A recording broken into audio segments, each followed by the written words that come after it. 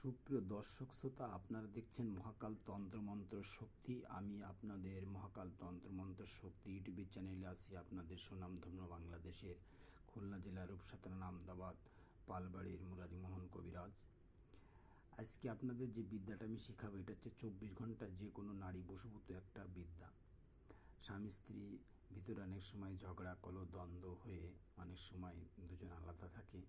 এই বিদ্যাটা যদি খাটানো হয় তাহলে 24 ঘন্টার ভিতরে যদি তার নসিব কপাল ভালো থাকে বা আল্লাহর বা সৃষ্টিকর্তার রহমত ভগবানের কৃপা যদি থাকে, অবশ্যই 24 ঘন্টার ভিতরে কাজটা হয়।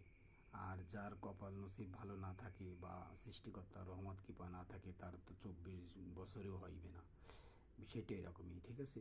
গুণীনদের দোষ দিয়ে কোনো লাভ নাই।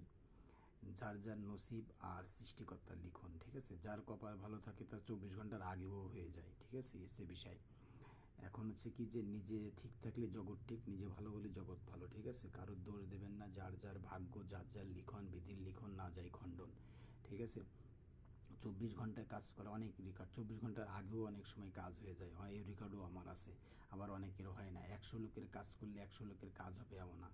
80-95 লোকের কাজ হবে 5-10 জন, 5 জন বা 7 জন অনেক সময় মিস হয়ে যাবে, ঠিক আছে। এটা তার জন্য তার দেখা গেলো কোনো কাজের ভুলের কারণে, বা দেখা গেলো কি কোনো নসিবের কারণে, বা তার ভাগ্য নিয়তির কারণে, বা সৃষ্টিকর্তার লিখন নাই তাই হয় নাই। এরকম অনেক কিছুর কারণে অনেক সময় হয় না। তবে বেশিরভাগ কাজগুলোই হয়, যে বাধা বিঘ্নগুলো আছে এগুলো দূর করে হয়, ঠিক আছে। মানুষের হাতে কিছু নেই, আবার মানুষের হাতে অনেক কিছু আছে। তবে হ্যাঁ, সৃষ্টিকর্তার অবশ্যই লিখন থাকে। তাই এখানে যে বিদ্যাটা দেখতে পাচ্ছেন, এটা হচ্ছে 24 ঘন্টা যে কোনো নারী বশীভূত বিদ্যা, ঠিক আছে। বিশেষ করে এই বিদ্যাটা শেখানো হচ্ছে কোনো পরকীয়ার জন্য। বিদ্যাটা শেখানো হচ্ছে না। কেউ কখনো পরকীয়ার আসক্ত হলে এই বিদ্যার অনুমতি দেওয়া হলো না। বিশেষ করে স্বামী স্ত্রীর ভিতরে যদি কেউ কোনো সমস্যা হয়, তাহলে এই বিদ্যাটা আপনার খাটাতে পারেন। এটা যে কোনো আরবি মাসের 14 তারিখে এই নকশাটা অঙ্কন করতে হবে এবং নিজের শরীরেই অঙ্কন করে এটা ধারণ করতে হবে। আপনি যে কোনো ব্যক্তিকে আপনি এটা তার ভার রাশি হোক, হালকা রাশি হোক, যে কোনো রাশির লোক হোক না কেন, তাকে আপনি এই জিনিসটা, এই নকশাটা অঙ্কন করে আপনি ব্যবহার করতে পারেন। এই নকশাটা অঙ্কন করতে গেলে আপনাকে যে জিনিসগুলো ম্যানেজ করতে হবে, সেটা অরিজিনাল জিনিস হতে হবে।